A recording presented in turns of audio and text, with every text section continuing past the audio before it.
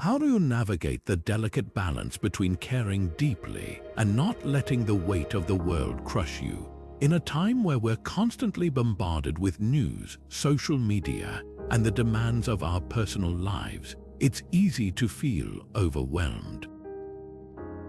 But what if there was a way to stay connected without losing yourself in the chaos? This is where Stoic philosophy comes in. Marcus Aurelius once said, "You have power over your mind, not outside events." Realize this and you will find strength. Today, we're diving into the Stoic art of true detachment, not as a cold withdrawal from the world, but as a way to engage more meaningfully while preserving your inner peace. We'll explore how cognitive detachment helps you see clearly, how resilience allows you to bounce back, and how being fully present can transform your relationships. By the end of this, you'll have practical tools to stay empathetic without being consumed by the noise. So, are you ready to discover how Stoicism can help you thrive in a world that never stops demanding your attention? Let's begin. Detachment in Stoicism is not about indifference but about seeing things as they truly are. It's a tool for gaining clarity, not a shield to block out the world. At its core, Stoic detachment is about understanding the difference between what we can control and what lies beyond our grasp. Think of it like this. When you're caught in a storm, you can't control the rain, but you can choose how to respond, whether to let it drench you or to step under shelter. Stoicism teaches us to focus our energy on what's within our power, and that's where true freedom lies. Epictetus, one of the great Stoic philosophers, put it this way: some things are within our power while others are not. Within our power are opinion, motivation, desire, aversion, and, in a word, whatever is of our own doing. This simple yet profound idea reminds us that while we can't control external events, we always have control over how we interpret and respond to them. Detachment, then, is about stepping back, observing the situation objectively, and choosing a response that aligns with our values rather than being swept away by emotions. Let's take a modern example. Imagine you're dealing with a stressful project at work. Deadlines are tight, expectations are high, and you feel the pressure mounting. Without detachment, it's easy to let this stress spill over into your personal life, affecting your mood, relationships, and even your health. But with Stoic detachment, you can acknowledge the stress without letting it define you. You focus on what you can control, your effort, your preparation, your attitude, and let go of the rest. This doesn't mean you don't care about the outcome. It means you care in a way that doesn't consume you. Now, think about a recent situation in your own life where emotions clouded your judgment. Maybe it was a disagreement with a friend, a setback at work, or even the constant noise of the news cycle. How might detachment have helped you see the situation more clearly? By practicing this Stoic principle, you can start to cultivate a sense of calm amidst the chaos, allowing you to engage with the world more effectively without losing yourself in the process. This is the power of true detachment, not to withdraw, but to engage with clarity and purpose. Can empathy coexist with Stoic detachment? At first glance, these two ideas might seem at odds, one rooted in connection, the other in emotional distance. But Stoicism doesn't ask us to shut off our feelings or become indifferent to the suffering of others. Instead, it teaches us how to harness empathy as a strength, one that doesn't come at the cost of our own well-being. Seneca, one of Stoicism's most influential voices, wrote, "We should bring ourselves to give aid willingly and without hesitation, for it is the mark of a noble soul to help others." This isn't about suppressing compassion, it's about channeling it in a way that's both meaningful and sustainable. So, how does Stoicism redefine empathy? It starts with understanding that empathy isn't about taking on the emotional burden of others. Instead, it's about seeing their struggles clearly, offering support where you can, and maintaining the clarity to act wisely. Think of it as holding a mirror to someone else's pain. You reflect their emotions without absorbing them. This balance allows you to connect deeply without losing sight of your own emotional boundaries. It's empathy with a foundation of resilience, a way to care without being consumed. Take, for example, the role of a leader in a crisis. A Stoic leader doesn't ignore the emotions of their team. They acknowledge them, offering understanding and support. But they also remain grounded, making decisions based on reason rather than being swept away by the intensity of the moment. This balance between empathy and detachment enables them to act effectively while fostering trust and connection. It's a reminder that true strength lies not in ignoring emotions but in managing them with wisdom. Now, consider how this applies to your own life. When a friend shares their struggles, do you find yourself overwhelmed by their pain, or do you offer support while staying centered? Stoicism invites us to practice empathy in a way that's both compassionate and self-aware. By doing so, we can be there for others without sacrificing our own emotional stability. It's not about building walls, but about creating boundaries that allow us to give freely without depleting ourselves. This approach to empathy also extends to how we engage with the world around us. In a time of constant information overload, it's easy to feel emotionally drained by the sheer volume of suffering we encounter. But Stoicism teaches us to engage selectively, to care deeply about what we can influence and to let go of what we can't. This doesn't mean turning a blind eye. It means choosing where to direct our energy so that our empathy remains a source of strength rather than exhaustion. As you reflect on this, ask yourself, how can I practice empathy in a way that's both meaningful and sustainable? How can I connect with others without losing my emotional balance? By embracing this Stoic approach, you can cultivate a deeper sense of compassion, one that enriches your relationships and fortifies your resilience. Empathy, when paired with detachment, becomes a powerful tool for navigating the complexities of life with grace and purpose. Imagine Marcus Aurelius, the Roman emperor, standing on the battlefield surrounded by chaos.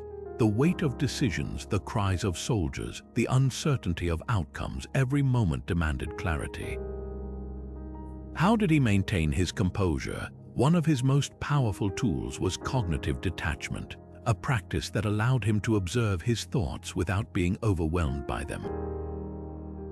In his personal writings, he noted, "You are not your thoughts, you are the observer of your thoughts." This simple yet profound idea is at the heart of Stoic cognitive detachment, and it's just as relevant today as it was 2,000 years ago. So, what does cognitive detachment look like in practice? It's the ability to step back and see your thoughts as separate from yourself, like watching clouds pass across the sky. You notice them, but you don't cling to them or let them dictate your actions. This isn't about suppressing emotions or pretending they don't exist. Instead, it's about creating a mental space where you can observe your thoughts with curiosity and clarity, rather than being swept away by them.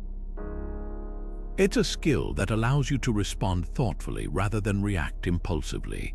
Think about how this applies to modern life. How often do you find yourself caught in a loop of worry, replaying the same concerns over and over? Maybe it's a mistake at work, a difficult conversation, or even a social media post that didn't get as many likes as you hoped. Without cognitive detachment, these thoughts can spiral, leaving you feeling stuck and stressed. But with this Stoic tool, you can pause, observe the thought for what it is, just a thought, and decide whether it deserves your energy. This shift in perspective can be incredibly liberating. You might recognize this approach in modern mindfulness practices, which emphasize observing thoughts without judgment. Journaling, too, can be a form of cognitive detachment. When you write down your thoughts, you externalize them, giving yourself the chance to see them more objectively. Marcus Aurelius himself kept a journal, using it as a way to reflect on his thoughts and actions. By putting pen to paper, he created a space between himself and his emotions, allowing him to respond with wisdom rather than react in haste. Now, consider a thought that often occupies your mind, something that feels heavy or persistent. What would it be like to observe that thought from a distance, as if it were a passing cloud? Cognitive detachment invites you to do just that, to recognize that while you can't always control what thoughts arise, you can choose how much weight you give them. This practice doesn't erase challenges, but it gives you the clarity to face them with a steadier mind. By embracing cognitive detachment, you're not ignoring your emotions or dismissing their importance. Instead, you're creating a foundation of mental clarity that allows you to engage with life more fully. It's about finding balance, acknowledging your thoughts without letting them define you. This is the Stoic way: to observe, reflect, and act with intention, even in the midst of chaos. And as you practice this skill, you'll find that it becomes a source of resilience, helping you navigate life's storms with greater ease and purpose. The dichotomy of control is the cornerstone of Stoic resilience. It's a simple yet transformative idea. Some things are within our power and others are not. This principle, central to Stoic philosophy, teaches us to focus our energy on what we can influence and let go of what lies beyond our reach. Think of it as a mental filter, one that helps us navigate life's challenges with clarity and purpose. By understanding this distinction, we can cultivate a sense of inner peace, even when the world around us feels chaotic. At its core, the dichotomy of control divides life into two categories: what's internal and what's external. Internal control includes our thoughts, beliefs, actions, and responses, things that are entirely up to us. External control, on the other hand, encompasses everything outside our direct influence: other people's opinions, the weather, traffic, or even the outcomes of our efforts. Epictetus, one of Stoicism's most influential teachers, put it plainly: make the best use of what is in your power and take the rest as it happens. This isn't about giving up or being passive. It's about directing our efforts where they can truly make a difference. Let's bring this idea to life with a practical example. Imagine you're stuck in traffic, running late for an important meeting. The frustration builds as you watch the minutes tick by. You can't control the traffic or the clock, but you can control how you respond. Maybe you use the time to listen to a podcast, take a few deep breaths, or mentally prepare for the meeting. By shifting your focus to what's within your power, you transform a stressful situation into an opportunity for calm and reflection. Now consider a more complex scenario, like a conflict at work. Perhaps a colleague disagrees with your approach to a project and tensions are rising. You can't control their reactions or opinions, but you can control how you communicate, how you listen, and how you choose to move forward. This doesn't mean you ignore the problem. It means you approach it with a mindset rooted in what you can influence, rather than wasting energy on what you can't. Take a moment to reflect on your own life. What are 3 things you can control right now? Maybe it's your attitude, your effort, or the way you prioritize your time. And what are 3 things you can't control? Perhaps it's the weather, someone else's mood, or the outcome of a situation you've worked hard on. By making this distinction, you start to see where your energy is best spent and where it's better to let go. The beauty of the dichotomy of control lies in its simplicity. It doesn't ask us to change the world or eliminate challenges. Instead, it invites us to change how we engage with the world. When we focus on what's within our power, we reclaim our agency. We stop being victims of circumstance and start being active participants in our own lives. This shift doesn't just reduce stress, it empowers us to live with greater intention and resilience. As you move through your day, try to notice where you're investing your energy. Are you spending it on things you can control, or are you getting caught up in what's beyond your reach? By practicing this Stoic principle, you'll find that life becomes less about resisting what happens and more about embracing what you can do. And in that space, you'll discover a newfound sense of freedom, one that allows you to thrive even in the face of uncertainty. Life's challenges often feel overwhelming, but Stoic detachment offers a way to endure them with calmness and strength. At its heart, resilience isn't about avoiding difficulties, it's about navigating them with a steady mind and unwavering focus. Detachment, in this sense, isn't about shutting down or disconnecting. It's about creating the mental space to face adversity without being consumed by it. Seneca, the Stoic philosopher, once wrote, "We are more often frightened than hurt, and we suffer more in imagination than in reality." This insight reminds us that much of our suffering comes not from the events themselves, but from how we react to them. So, how does detachment build resilience? It starts by helping us separate what's happening from how we interpret it. When we detach, we gain the ability to observe our emotions without being ruled by them. Think of it as stepping back from a storm. You can see the rain and wind, but you're not caught in the chaos.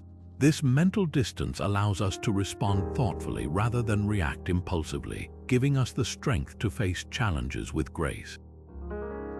Consider the story of Cato the Younger, a Stoic who lived during the Roman Republic. When faced with political betrayal and personal loss, he didn't allow despair to overtake him.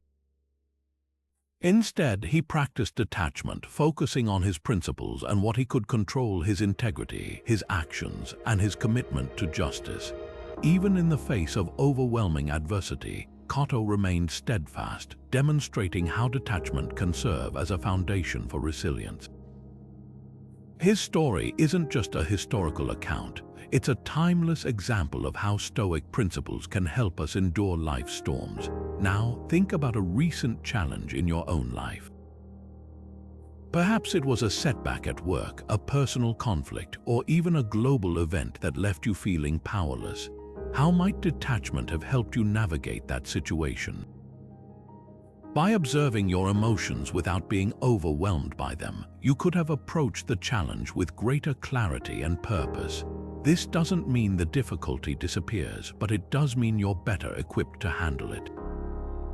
Detachment also helps us build resilience by reducing emotional turbulence. When we're caught in the grip of strong emotions, anger, fear, frustration, it's easy to lose perspective. But by stepping back, we can see the bigger picture. We can recognize that while the situation may be difficult, it's not insurmountable. This shift in perspective doesn't just help us endure, it empowers us to find solutions and move forward. Imagine you're in the middle of a heated argument. Emotions are high and every word feels like a battle. Without detachment, it's easy to get swept up in the moment, saying things you might regret. But with detachment, you can pause, observe the emotions rising within you, and choose a response that aligns with your values. This isn't about suppressing your feelings, it's about managing them in a way that preserves your inner peace and strengthens your relationships.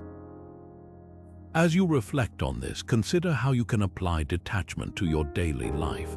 When faced with a challenge, try asking yourself, what can I control in this situation? How can I respond in a way that aligns with my principles? By practicing this Stoic approach, you'll find that resilience becomes less about brute force and more about inner clarity.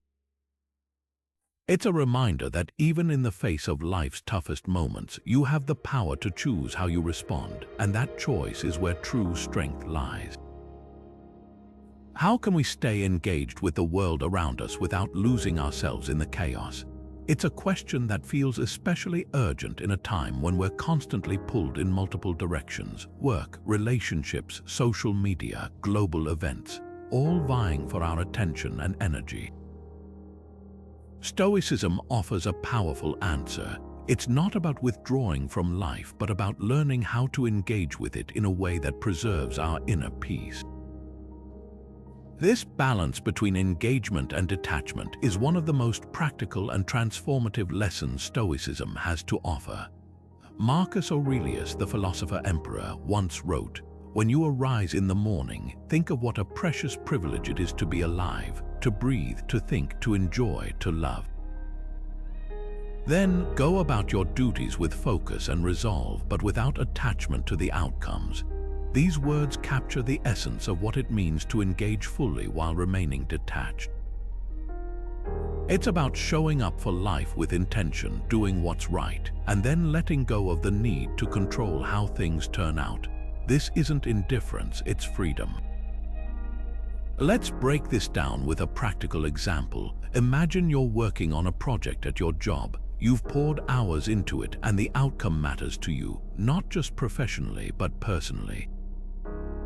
Without detachment, it's easy to become so invested in the result that every setback feels like a blow to your self-worth. But with Stoic detachment, you can approach the same project with focus and effort, while also reminding yourself that the final outcome isn't entirely within your control. You do your best and then you let go. This shift in mindset doesn't diminish your commitment. It actually enhances it because you're no longer weighed down by fear or anxiety. Now think about how this applies to your personal life. Maybe you're planning a family gathering or helping a friend through a tough time. You care deeply about these moments, and that's a good thing. But Stoicism reminds us that caring deeply doesn't mean being consumed by the outcome. You can be fully present, offering your time and energy without letting the stress of perfection or the fear of failure overshadow the experience. It's about being there wholeheartedly while also holding onto your peace of mind. This balance isn't just for big moments, it's for the everyday too. Consider how you approach your daily tasks. Do you rush through them, distracted by worries about what's next or regrets about what's already happened? Or do you bring your full attention to the moment, engaging with what's in front of you without being pulled away by external noise? Stoicism invites us to practice mindfulness in the simplest of actions, whether it's washing the dishes, having a conversation, or even checking emails. It's about being fully present without letting the chaos of the world pull you off course. Take a moment to reflect. How can you bring this balance into your own life? Where are you over-investing in outcomes, and where could you benefit from a little more detachment?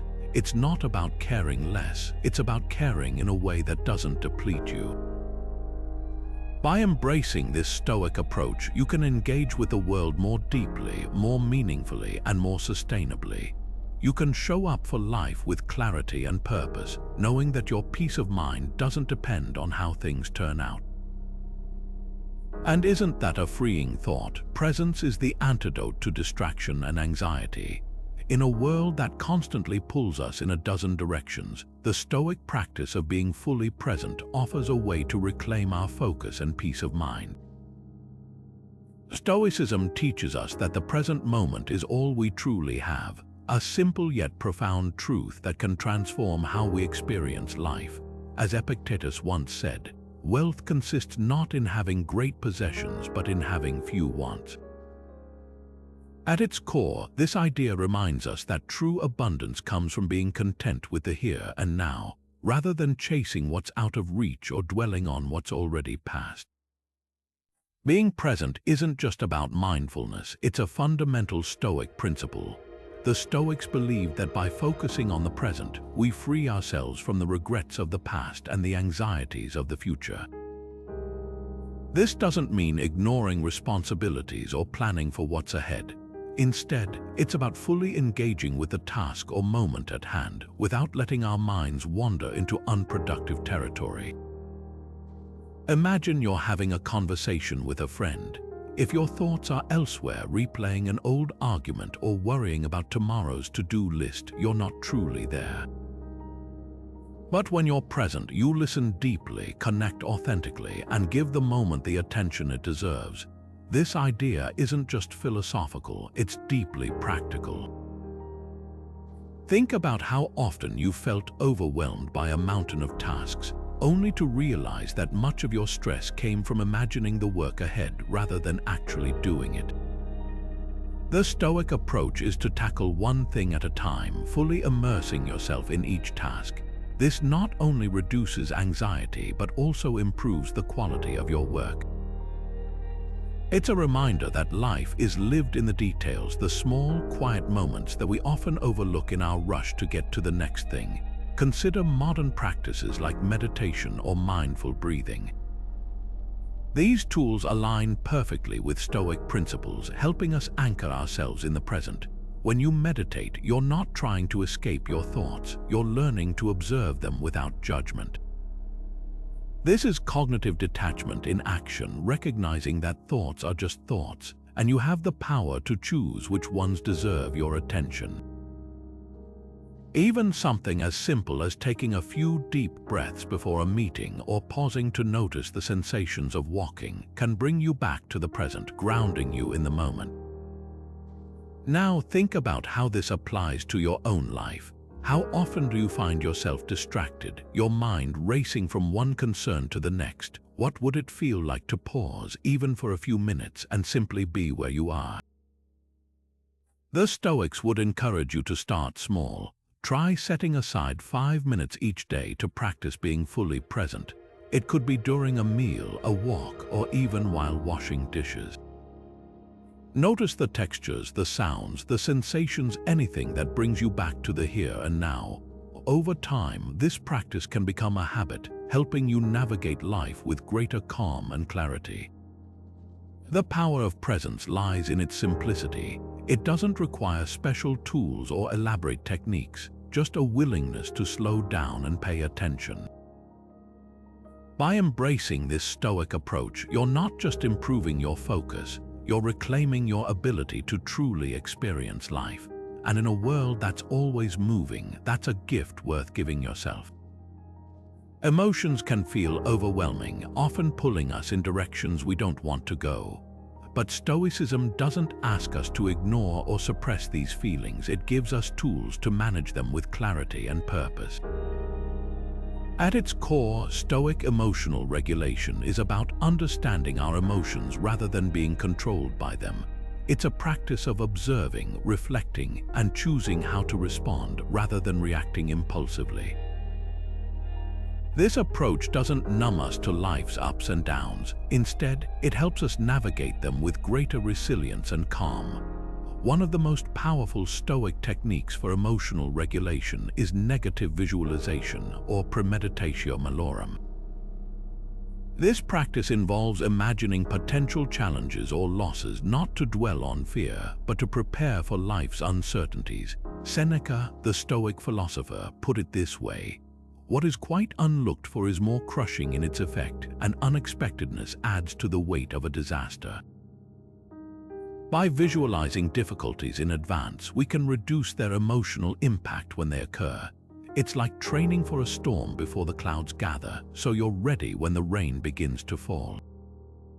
Let's take a practical example. Imagine you're preparing for a big presentation at work. The stakes are high and you're feeling anxious. Instead of letting that anxiety spiral, you use negative visualization. You picture the worst-case scenario. Maybe you stumble over your words or the audience seems disinterested. But then you also visualize how you'd handle it, staying calm, adjusting your approach, and focusing on what you can control. By mentally rehearsing this challenge, you're not only preparing for it, but also reducing the fear of the unknown. This practice doesn't eliminate anxiety, but it gives you the tools to manage it effectively. Another Stoic technique is prosoch, or mindful attention. This involves staying aware of your thoughts and emotions in the moment without letting them dictate your actions. Think of it as creating a mental pause button. When a strong emotion arises, you take a moment to observe it rather than immediately reacting. For instance, if you're feeling frustrated during a disagreement, you might notice the frustration, acknowledge it, and then choose to respond with patience rather than anger. This small shift can transform how you handle conflicts and challenges. Now, consider a challenge you're currently facing, whether it's a personal conflict, a professional hurdle, or even a lingering worry about the future. How might negative visualization help you prepare for it? Take a moment to picture the scenario in detail. What's the worst that could happen? And more importantly, how could you respond in a way that aligns with your values and strengths? By practicing this Stoic technique, you're not just preparing for adversity, you're building emotional resilience that can serve you in any situation. Stoic emotional regulation isn't about becoming emotionless. It's about becoming skillful with your emotions. It's like learning to surf. You can't control the waves, but you can learn to ride them with balance and grace. By using tools like negative visualization and mindful attention, you can transform emotional turbulence into clarity and purpose. And as you practice these techniques, you'll find that your emotions become less of a force that controls you and more of a guide that helps you navigate life's complexities with wisdom and calm. Marcus Aurelius, one of history's most renowned Stoic philosophers, left behind a timeless gift, his personal journal known as Meditations. Written not for publication but as a tool for self-reflection, these private writings reveal how journaling can be a powerful practice for cultivating detachment and self-awareness. Aurelius used his journal to process his thoughts, examine his emotions, and reaffirm his values, a practice that allowed him to lead with clarity and purpose, even in the chaos of ruling an empire. His example reminds us that journaling isn't just about recording events. It's about creating a space to step back, reflect, and gain perspective. At its core, journaling is a Stoic tool for detachment, a way to observe your thoughts and emotions without being consumed by them. When you write, you externalize what's happening internally, creating a kind of distance that allows you to see things more objectively. Think of it as holding up a mirror to your mind. You're not trying to change what you see, but simply to understand it. This process of reflection helps you separate yourself from your immediate reactions, giving you the clarity to respond thoughtfully rather than impulsively. Marcus Aurelius captured this idea beautifully when he wrote, "Look within. Within is the fountain of good, and it will ever bubble up if you will ever dig." Journaling is that act of digging, of exploring your inner world to uncover the wisdom and strength that already exist within you. It's not about finding quick fixes or easy answers. It's about developing a deeper understanding of yourself and your responses to the world around you. Through this practice, you can begin to see patterns in your thoughts, identify triggers for certain emotions, and gain insight into how you can navigate them more effectively. Let's bring this into the modern day. Imagine you've just had a tough conversation with a colleague. Emotions are running high, and you're replaying the interaction in your mind, unsure of how to move forward. Instead of letting those thoughts spiral, you sit down with your journal. As you write, you start to unpack what happened, not just the events, but how you felt and why. You might ask yourself, what triggered my reaction? Was there a deeper fear or insecurity at play? What can I learn from this experience? By putting these thoughts on paper, you create a mental space to process them, helping you move from reactivity to clarity. Here's a simple journaling prompt to try. Take a recent emotional experience, something that stirred strong feelings, whether positive or negative, and write about it in detail. Describe what happened, how you felt, and what you think caused those emotions. Then, shift your focus to what you can learn from the experience. What does it reveal about your values, your triggers, or your growth? This exercise isn't about judging yourself or finding fault. It's about gaining insight and understanding so you can approach similar situations with greater awareness in the future. As you reflect on this practice, consider how journaling might fit into your daily routine. Could you set aside 10 minutes each morning or evening to write? Even a few sentences can make a difference, helping you start or end your day with intention and clarity. The act of journaling doesn't just help you process emotions, it also strengthens your ability to detach, observe, and respond with wisdom rather than being carried away by the currents of life. So take a moment to think about a recent experience that left an emotional mark. What would it feel like to explore that experience through journaling? By embracing this Stoic practice, you're not just writing words on a page, you're building a foundation of self-awareness and resilience that can guide you through life's challenges with greater calm and purpose. And in doing so, you're honoring the timeless wisdom of Marcus Aurelius, who showed us that the path to clarity often begins with a pen and a quiet moment of reflection. How can we see external events as neither good nor bad? At first, this might sound counterintuitive. After all, isn't it natural to label things as positive or negative based on how they make us feel? But Stoicism challenges us to rethink this instinct. The Stoics believed that external events, whether they're a promotion at work, a flat tire, or even the weather, are in themselves indifferent. What gives them meaning is how we interpret them. As Epictetus famously said, "It's not what happens to you, but how you react to it that matters." This isn't about denying reality or pretending everything is fine. It's about recognizing that our judgments shape our experience far more than the events themselves. Imagine this: you're walking down the street and someone bumps into you, spilling your coffee. Your immediate reaction might be frustration or anger. But what if, instead of labeling it as a bad moment, you paused and asked yourself, why am I judging this as negative? Is the spilled coffee truly a disaster, or is it just an inconvenience? The Stoics would argue that the event itself is neutral. It's your interpretation that assigns it meaning. By shifting your perspective, you can choose to see it as an opportunity to practice patience, or even as a reminder to slow down and savor the moment. This reframing doesn't just reduce stress, it empowers you to take control of your emotional response. Let's take a more significant example. Suppose you've been passed over for a promotion at work. It's easy to see this as a failure, a sign that you're not good enough. But the Stoic approach invites you to step back and examine your judgment. Is this event truly bad, or is it simply an outcome that didn't align with your expectations? By focusing on what you can control, your effort, your attitude, your next steps, you can transform disappointment into motivation.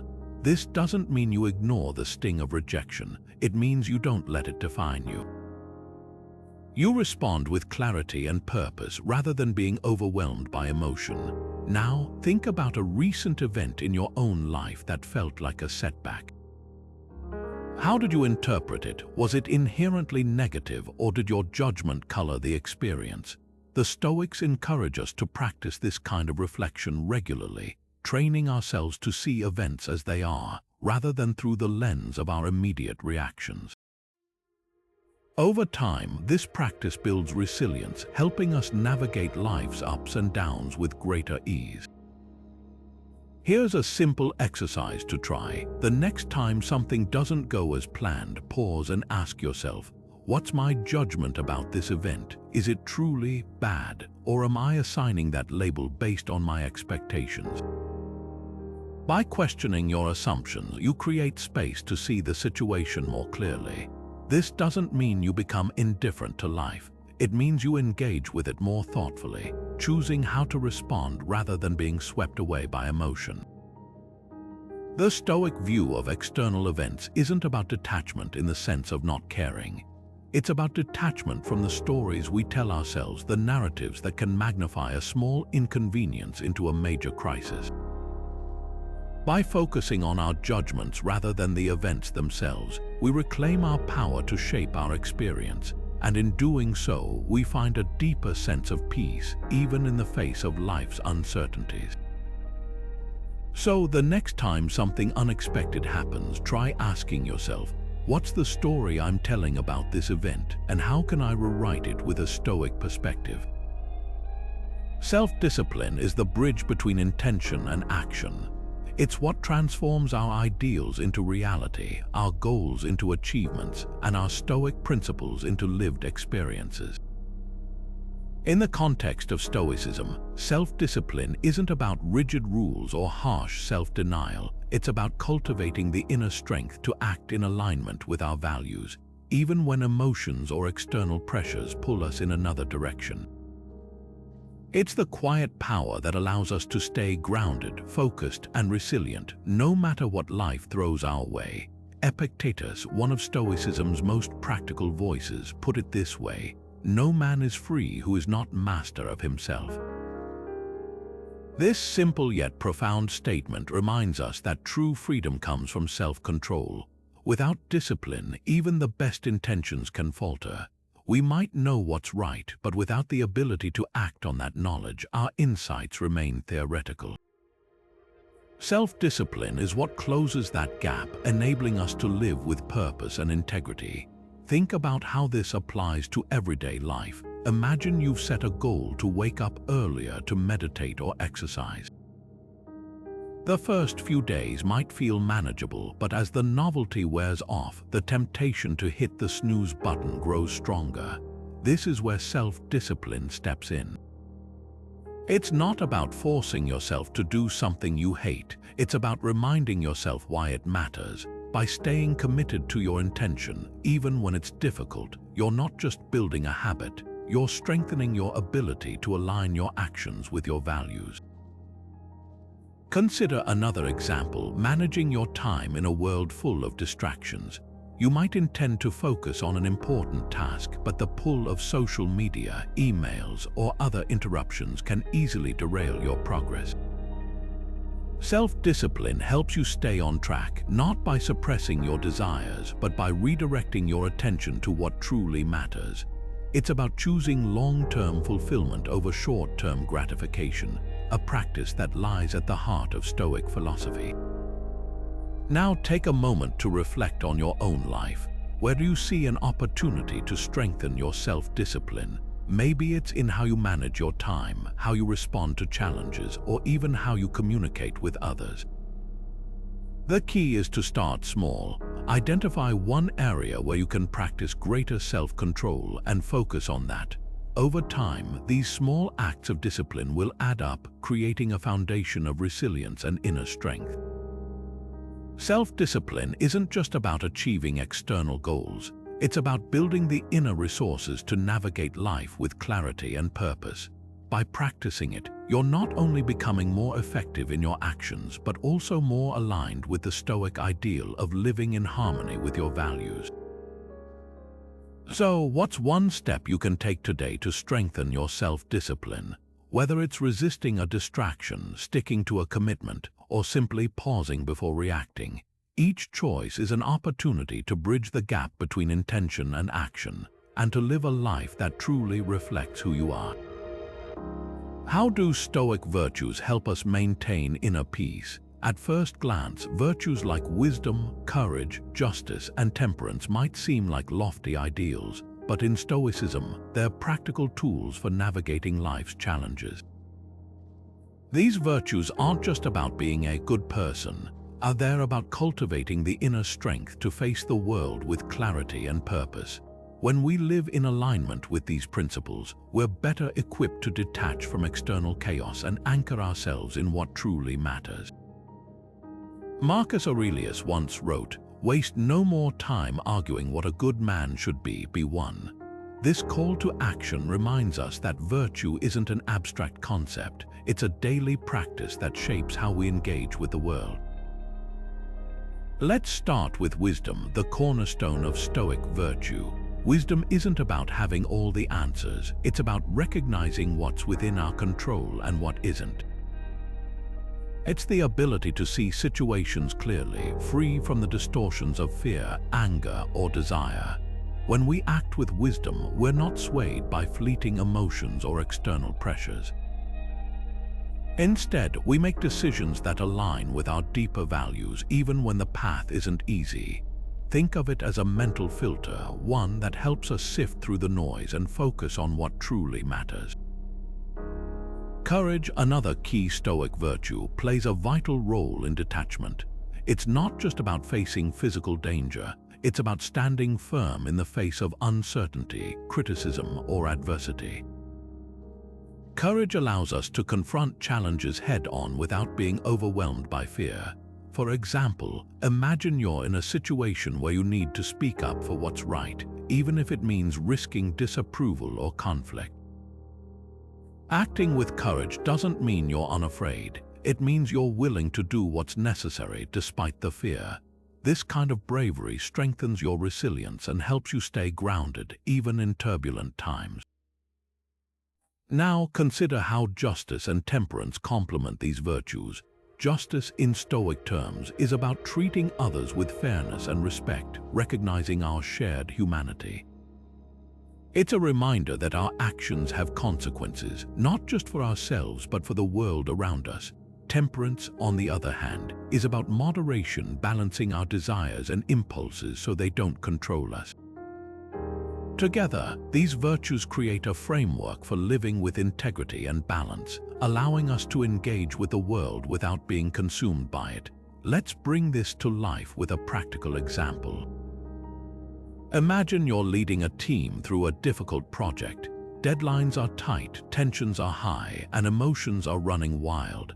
Acting with Stoic virtue means approaching the situation with wisdom, recognizing what you can control and what you can't. It means having the courage to make tough decisions even when they're unpopular. It means treating your team with fairness and respect and maintaining your composure when stress threatens to take over. By embodying these virtues, you're not just managing the project, you're leading with clarity and purpose, setting an example that others can follow. Now think about your own life. How can you embody Stoic virtues in your daily actions? Perhaps it's choosing patience over frustration when things don't go as planned, or standing up for what's right even when it's uncomfortable. Each moment offers an opportunity to practice these principles, not as abstract ideals but as lived experiences. Take a moment to reflect. What's one area of your life where you can bring more wisdom, courage, justice, or temperance? By integrating these virtues into your actions, you're not just building inner peace, you're creating a life rooted in meaning and purpose. Stoic virtues are more than just guidelines, they're the foundation of a life well lived. By embodying them, we don't just detach from the chaos of the world, we engage with it in a way that reflects our deepest values.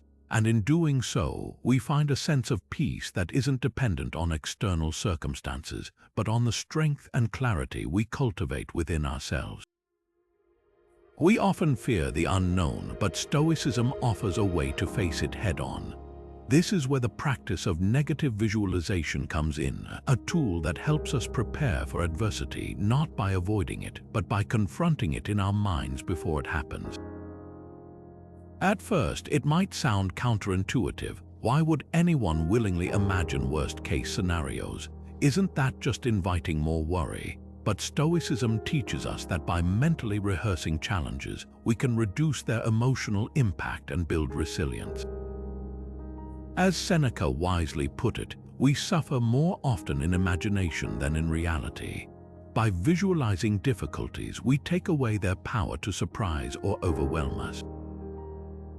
Negative visualization works by shifting our relationship with uncertainty. Instead of fearing what could go wrong, we use our imagination to explore it, understand it, and even plan for it. Think of it like a fire drill. When you know what to do in an emergency, you're less likely to panic when it happens. This practice isn't about dwelling on negativity or expecting the worst. It's about preparing ourselves to handle life's inevitable bumps with grace and composure. It's a way of saying, if this happens, I'll be ready. Let's take a practical example. Imagine you're about to have a difficult conversation with a colleague. Maybe there's tension and you're worried it could escalate. Instead of avoiding the situation or letting anxiety build, you use negative visualization. You picture the worst-case scenario. Perhaps the conversation becomes heated or the other person reacts defensively. But then, you also visualize how you'd respond, staying calm, listening actively, and focusing on solutions rather than blame. By mentally rehearsing this challenge, you're not only preparing for it but also reducing the fear of the unknown. When the time comes, you're more likely to approach the conversation with clarity and confidence. Now consider how this practice could apply to your own life.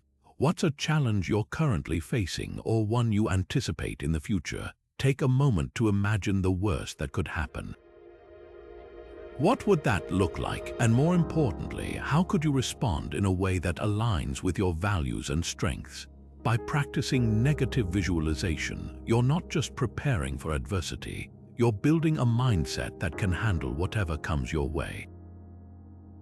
This Stoic technique isn't about pessimism, it's about empowerment. It reminds us that while we can't control every outcome, we can control how we prepare for it. By engaging with our fears in a constructive way, we transform them from sources of anxiety into opportunities for growth. So, the next time you feel uneasy about the unknown, try this. Close your eyes, breathe deeply, and visualize the challenge ahead. See yourself navigating it with calm and purpose, and as you do, you'll find that the unknown becomes a little less intimidating and your resilience grows a little stronger. How can we love deeply without losing ourselves? It's a question that strikes at the heart of what it means to be in a relationship, whether it's with a partner, a friend, or a family member. We often think that caring for someone means being emotionally entangled, but Stoicism offers a different perspective. It teaches us that true connection doesn't require losing our sense of self. Instead, it's about engaging with others while maintaining our inner peace and emotional independence. This balance isn't about detachment in the sense of distance. It's about loving fully without being consumed by the ups and downs of the relationship. Epictetus, one of Stoicism's most practical voices, put it this way: "He who loves another must be careful not to become a slave to that love." This might sound harsh at first, but it's a profound reminder that healthy relationships require boundaries. When we're too attached, we risk losing our ability to think clearly and act wisely. Stoicism doesn't ask us to stop caring. It asks us to care in a way that preserves our emotional balance. It's about loving someone deeply while still holding onto your own values, your own peace, and your own sense of self. Let's break this down with a practical example. Imagine you're in a close friendship where the other person often leans on you for emotional support. You care deeply about them and you want to be there for them, but over time you start to feel drained. Without detachment, it's easy to let their emotions dictate your own, leaving you exhausted and overwhelmed. But with a Stoic approach, you can offer support while also setting boundaries. You might say, "I'm here for you, but I also need to take care of myself." This isn't selfish, it's sustainable. By maintaining your emotional independence, you're able to show up for them in a more meaningful way without sacrificing your own well-being. Now, think about your own relationships. Are there areas where you've become so attached that you've lost sight of your own needs? Maybe it's in a romantic partnership where you've started to define your happiness by the other person's actions. Or perhaps it's in a family dynamic where you feel responsible for fixing everyone's problems. Stoicism invites us to step back and ask, how can I show up for this person without losing myself in the process? How can I love deeply while still maintaining my inner peace? This doesn't mean you stop caring or become cold. It means you care in a way that's rooted in wisdom and self-respect. It's about recognizing that your happiness isn't dependent on someone else's behavior and that your worth isn't tied to how much you sacrifice for others. By practicing this kind of detachment, you create healthier, more balanced relationships, ones where you can give freely without feeling depleted. So take a moment to reflect. How can you bring this Stoic approach into your closest relationships? What boundaries might you need to set to protect your emotional well-being? Remember, detachment isn't about withdrawing. It's about engaging with love and clarity so that you can truly be there for the people who matter most. And in doing so, you'll find that your relationships become not only stronger but also more fulfilling for both you and the people you care about. Gratitude shifts our focus from scarcity to abundance. In a world that often feels defined by what we don't have, this simple yet profound practice reminds us of what's already here. Stoicism teaches us that true contentment comes not from accumulating more, but from appreciating what we already possess. It's a mindset that aligns perfectly with the Stoic principle of detachment, not as a rejection of the world, but as a way to engage with it more meaningfully. As Marcus Aurelius wrote, "When you arise in the morning, think of what a precious privilege it is to be alive, to breathe, to think, to enjoy, to love." This isn't just poetic advice, it's a call to anchor ourselves in the present and find joy in the ordinary. At its core, gratitude is about perspective. It's the act of recognizing the value in what's already around us, rather than fixating on what's missing. Think of it as a mental reset button, one that helps us step back from the endless cycle of wanting and refocus on what truly matters. The Stoics believed that by practicing gratitude, we cultivate a sense of inner peace that isn't dependent on external circumstances. It's a way of saying, "I have enough," even when the world tells us we need more.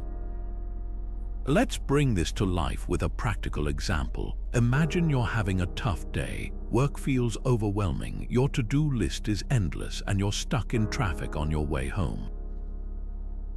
Without gratitude, it's easy to let these frustrations define your mood, but with a Stoic approach, you can pause and shift your focus. You might think, "Yes, this day has been challenging, but I'm grateful for the job that provides for me, the car that gets me home, and the health that allows me to face these challenges."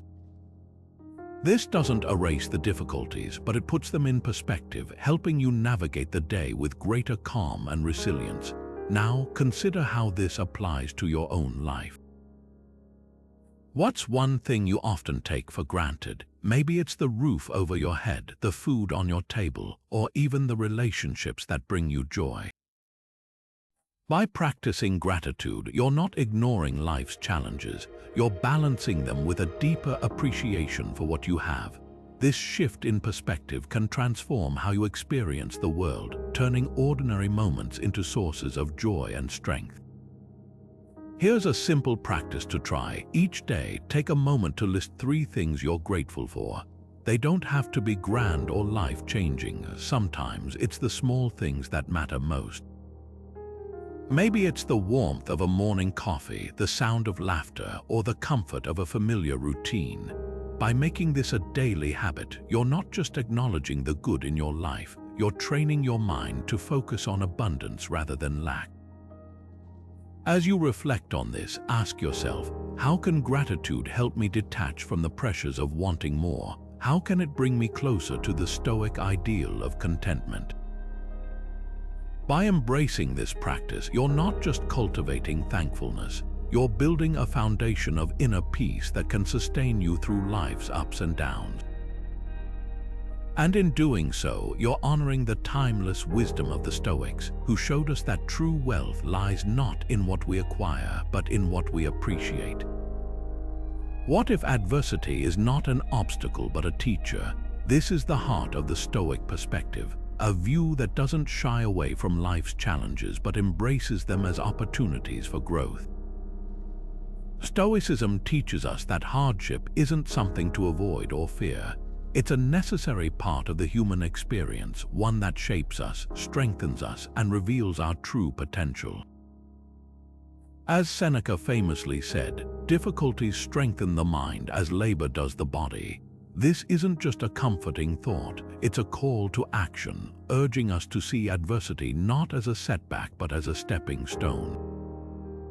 At its core, Stoicism reframes adversity by shifting our focus from what's happening to us to how we respond. It's not the event itself that defines our experience, but the meaning we attach to it. Think of it like this: a sculptor doesn't see a block of marble as a limitation. They see it as raw material waiting to be shaped into something beautiful. In the same way, Stoics view challenges as the raw material of personal growth.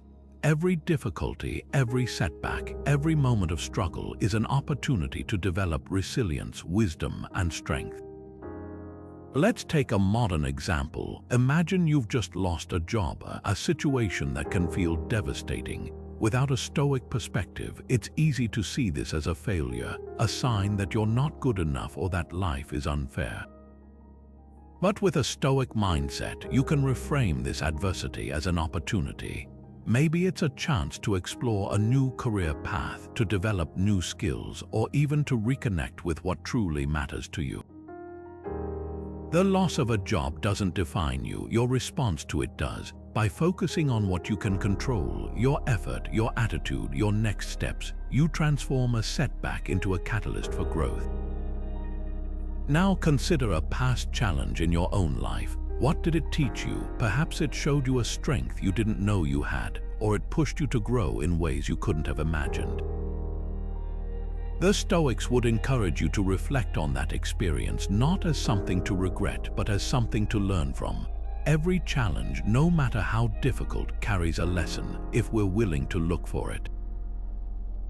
So, the next time you face adversity, try asking yourself, what can I learn from this? How can I grow through this experience? By embracing this Stoic approach, you're not just enduring hardship, you're using it to become stronger, wiser, and more resilient. And in doing so, you're turning life's challenges into your greatest teachers. Seneca, one of the great Stoic philosophers, had a practice he called premeditatio malorum, the premeditation of evils. This wasn't about dwelling on fear or pessimism. It was about preparing for life's uncertainties with clarity and calm. He wrote, "What is quite unlooked for is more crushing in its effect, and unexpectedness adds to the weight of a disaster." By imagining potential challenges in advance, Seneca believed we could reduce their emotional impact when they occurred. It's like a mental dress rehearsal for adversity, one that helps us face life's storms with steadiness and strength. At its core, premeditatio malorum is about reducing fear through preparation. When we anticipate challenges, we take away their power to surprise or overwhelm us. This doesn't mean we're expecting the worst at every turn. It means we're ready for whatever comes our way. Think of it as carrying an umbrella even on a sunny day, not because you're certain it will rain, but because you're prepared if it does.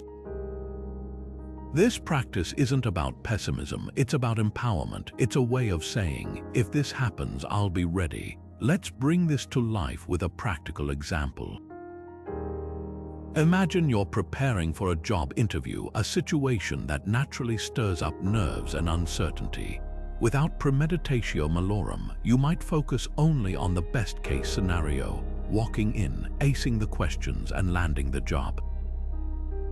But what if things don't go as planned? What if the interviewer asks a question you hadn't prepared for, or if the conversation takes an unexpected turn? By practicing premeditatio malorum, you take a few moments to visualize these potential challenges. You imagine how you'd respond, staying calm, thinking on your feet, and redirecting the conversation. This mental preparation not only reduces anxiety but also builds confidence because you've already faced the challenge in your mind. Now consider a future challenge in your own life. It could be a difficult conversation, a major presentation, or even a personal goal that feels out of reach. Take a moment to imagine the worst-case scenario. What would that look like? And more importantly, how could you respond in a way that aligns with your values and strengths? By practicing premeditatio malorum, you're not just preparing for adversity, you're building a mindset that can handle whatever comes your way. This Stoic technique isn't about fear-mongering or expecting the worst. It's about cultivating resilience by confronting uncertainty head-on. When you prepare for challenges in advance, you take away their power to control you. Instead of being caught off guard, you're ready to act with clarity and purpose. And in that readiness, you find a deeper sense of calm, one that allows you to engage with life's challenges not as obstacles, but as opportunities for growth. So, what's one challenge you're currently facing or one you anticipate in the future? How can you use premeditatio malorum to prepare for it? By embracing this practice, you're not just building resilience, you're transforming how you approach adversity, turning fear into readiness and uncertainty into strength. And in doing so, you're honoring the timeless wisdom of Seneca, who showed us that true peace comes not from avoiding challenges, but from being ready to face them. How can we pursue success without being defined by it? It's a question that feels especially relevant in a world that often measures worth by achievements, likes, or accolades. Stoicism offers a refreshing perspective. Instead of tying our self-worth to external outcomes, it encourages us to focus on what we can control: our effort, our intentions, and our character. This doesn't mean we stop striving for success. It means we redefine what success truly is. As Epictetus wisely noted, it's not what happens to you, but how you react to it that matters. In other words, success isn't about the result, it's about the integrity and effort you bring to the process. At the heart of this idea is the Stoic principle of indifference to external outcomes. This doesn't imply apathy or laziness. It's about recognizing that while we can control our actions, we can't always control the results. Imagine you're preparing for a marathon. You train diligently, eat well, and follow your plan, but on race day, the weather is terrible or you twist your ankle. The outcome, whether you finish the race, isn't entirely in your hands. But your effort, your discipline, and your commitment, those are entirely yours. Stoicism teaches us to focus on the latter because that's where true success lies.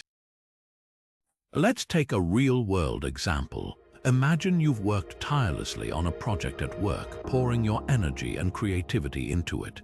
But when it's presented, the feedback is mixed or the project doesn't get the recognition you hoped for. Without a Stoic mindset, it's easy to feel defeated, as if your worth is tied to the outcome. But with a Stoic approach, you can shift your focus. Instead of dwelling on the external response, you reflect on what you've learned, the skills you've developed, and the effort you've invested. This perspective doesn't just soften the sting of failure, it transforms it into an opportunity for growth. Now, think about how you define success in your own life. Is it tied to external markers like promotions, grades, or social validation? Or is it rooted in your values, your effort, and the impact you have on others? Stoicism invites us to reconsider our metrics, to measure success not by what happens to us, but by how we show up in the face of both triumph and adversity. It's a reminder that the journey, not the destination, is where we find meaning. Consider a time when you faced a setback. How did you respond? Did you let it define you, or did you use it as a chance to reflect and grow? By adopting a Stoic mindset, you can begin to see failure not as a reflection of your worth, but as a natural part of the human experience. It's not about avoiding challenges, it's about embracing them with grace, knowing that your effort and intention are what truly matter. So, the next time you're chasing a goal, take a moment to pause. Ask yourself, am I focused on the outcome or am I valuing the process? By shifting your perspective, you'll find that success becomes less about external validation and more about the person you become along the way. And in that shift, you'll discover a deeper, more enduring sense of fulfillment, one that isn't dependent on circumstances but rooted in your own strength and integrity. We are social beings, but Stoicism teaches us to find peace within. This might sound like a contradiction. How can we connect deeply with others while maintaining our inner calm? Yet, Stoicism offers a unique perspective. It doesn't ask us to withdraw from the world or build walls around our hearts. Instead, it invites us to engage with our communities in a way that strengthens both our connections and our sense of self. Marcus Aurelius, the philosopher emperor, once wrote, "What is not good for the swarm is not good for the bee." This simple yet profound idea reminds us that our well-being is intertwined with the well-being of those around us. Stoicism doesn't isolate us, it grounds us so we can contribute meaningfully without losing ourselves in the process. At its core, Stoic community engagement is about balance. It's about showing up for others while staying true to your values and preserving your inner peace. Think of it like this: when you're on an airplane, the safety instructions tell you to put on your own oxygen mask before helping others. Stoicism follows a similar principle. By cultivating inner strength and clarity, you're better equipped to support those around you without being overwhelmed by their struggles. This isn't selfishness, it's sustainability. It's about giving from a place of abundance rather than depletion. Consider Marcus Aurelius's own life.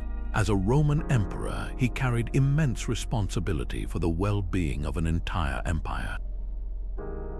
Yet, in his personal writings, he often reflected on the importance of fulfilling his duties with humility and integrity. He wrote, "The art of living is more like wrestling than dancing, because it requires us to stand firm and be prepared for sudden attacks without losing our balance." This balance between serving others and maintaining inner stability is at the heart of Stoic community practice. Let's bring this into a modern context. Imagine you're part of a volunteer group that supports a local cause. You care deeply about the mission, but over time you start to feel drained by the emotional weight of the work. Without a Stoic approach, it's easy to let this exhaustion take over, leaving you burned out and ineffective. But with Stoic detachment, you can continue to contribute while setting healthy boundaries. You might remind yourself, I can offer my time and energy, but I can't solve every problem on my own. This mindset allows you to give freely without being consumed by the challenges you're working to address. Now think about your own life. How do you engage with your community, whether it's your family, your workplace, or a broader social cause? Are there areas where you've become so involved that you've lost sight of your own needs? Stoicism invites us to reflect on how we can serve others while staying grounded in our own well-being. It's not about doing less, it's about doing what matters most in a way that's sustainable and true to who you are. Take a moment to consider, how can you contribute to your community without sacrificing your inner peace? What boundaries might you need to set to ensure you're giving from a place of strength? By embracing this Stoic approach, you're not just helping others, you're creating a foundation of resilience that allows you to make a lasting impact. And in doing so, you're honoring the timeless wisdom of Marcus Aurelius, who showed us that true service begins with a steady heart and a clear mind. How can we make the most of the time we have? It's a question that feels urgent in a world where days seem to blur together, and the pressure to do more never lets up. Stoicism offers a powerful answer by focusing on the present moment. This isn't just about mindfulness or living in the now, it's about recognizing that the present is the only time we truly have control over. The past is gone and the future is uncertain. As Seneca famously wrote, "It is not that we have a short time to live, but that we waste a lot of it." This insight reminds us that life is long enough if we use it wisely, and that begins with valuing the here and now. At its core, Stoicism teaches us to see time as a precious resource, one that's easily squandered if we're not intentional. The Stoics believed that focusing on the present moment is essential for living a virtuous and fulfilling life. It's not about ignoring the past or dismissing the future, but about recognizing that the only moment we can act in is the present. Think of it like this: when you're fully engaged in what you're doing right now, you're not weighed down by regrets from yesterday or anxieties about tomorrow. You're free to live with purpose and clarity, fully immersed in the task or moment at hand. Seneca captured this idea beautifully when he wrote, "While we are postponing, life speeds by." It's a reminder that procrastination, whether it's putting off a dream, delaying a difficult conversation, or simply wasting hours on distractions, robs us of the time we can never get back. The Stoic view of time isn't about filling every moment with productivity. It's about ensuring that the time we spend aligns with our values and contributes to a life well lived. It's about quality, not just quantity. Let's bring this into practice with a modern example: time blocking. This technique involves dividing your day into blocks of time dedicated to specific tasks or activities. It's not just a productivity hack, it's a Stoic tool for prioritizing what truly matters. By intentionally allocating time to meaningful activities, whether it's work, exercise, time with loved ones, or even moments of reflection, you're taking control of your time rather than letting it slip away. Time blocking helps you focus on the present, ensuring that each moment is used purposefully rather than lost to distraction or indecision. Now, think about how you spend your days. Are there moments when you feel like time is slipping through your fingers, spent on things that don't truly matter to you? Stoicism invites us to pause and reflect. How can I align my time with my values? What changes can I make to ensure that each day feels meaningful, not just busy? This isn't about overhauling your entire schedule overnight. It's about making small, intentional shifts that help you reclaim your time and focus on what's truly important. So take a moment to reflect. What's one activity or habit that's consuming more of your time than it deserves?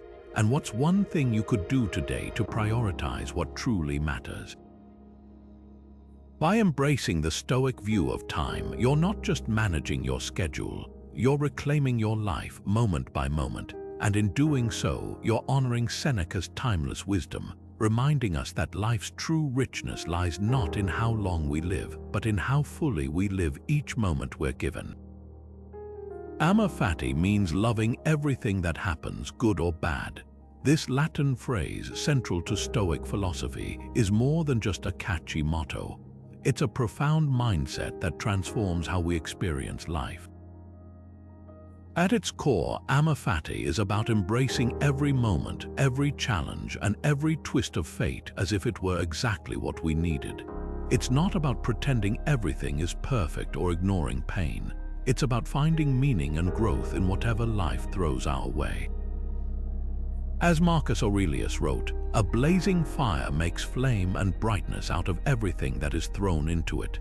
This idea reminds us that even the most difficult experiences can fuel our growth if we choose to see them that way.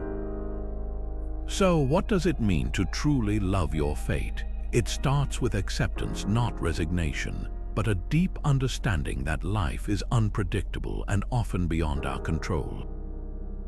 When we fight against what happens, we create unnecessary suffering. But when we accept it, we free ourselves to respond with clarity and purpose. Think of it like this: if you're caught in a rainstorm, you can either curse the weather or open your arms and dance in the rain. Amor Fati is about choosing the latter, not because the rain is ideal, but because resisting it only leaves you cold and miserable. By embracing the storm, you find a way to thrive within it.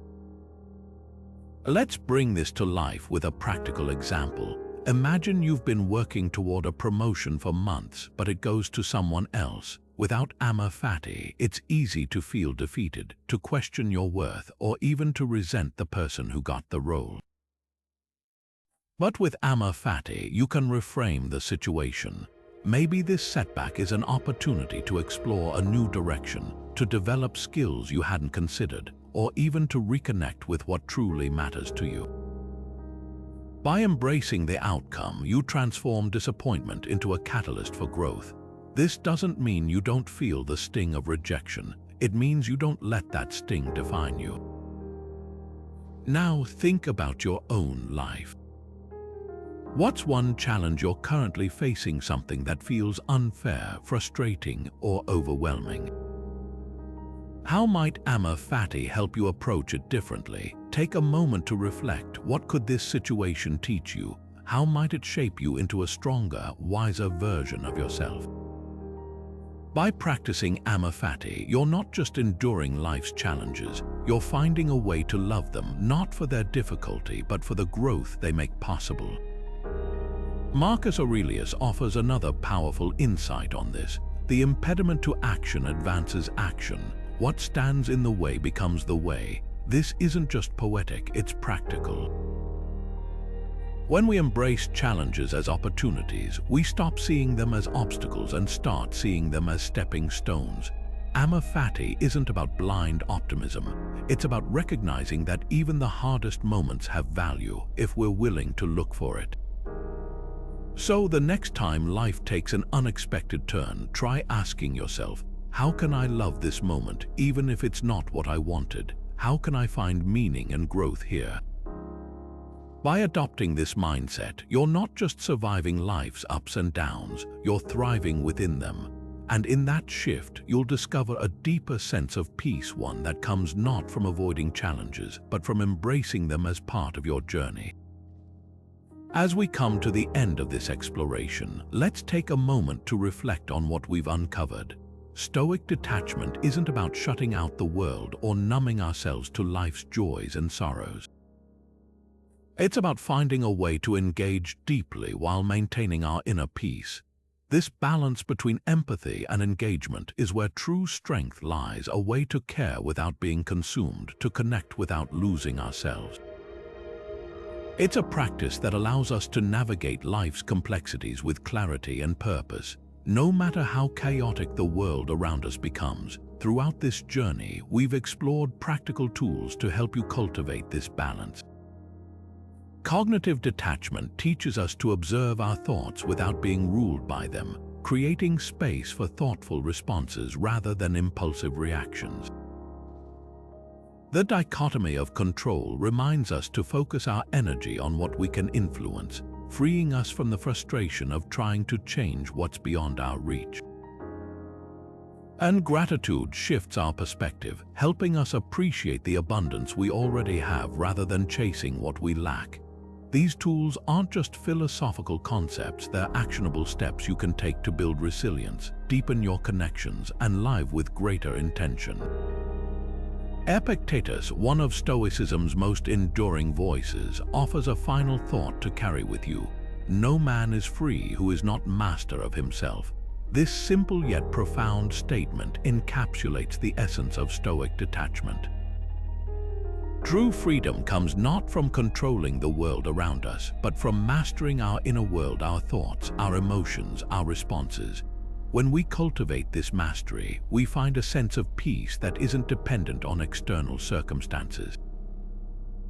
It's a peace that allows us to engage fully with life while remaining anchored in our values and purpose. So, as you move forward, consider how these principles can shape your daily life. How can you practice cognitive detachment the next time your emotions feel overwhelming? Where might the dichotomy of control help you let go of unnecessary stress? And how can gratitude remind you of the richness already present in your life? These questions aren't just for reflection, they're invitations to action, to bring Stoic wisdom into the moments that matter most.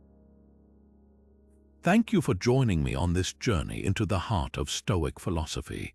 If these ideas resonated with you, I'd love to hear how you're applying them in your own life. Share your thoughts in the comments below, and if you haven't already, consider subscribing for more insights on living with clarity, purpose, and peace. Together, let's continue exploring how ancient wisdom can help us thrive in the modern world.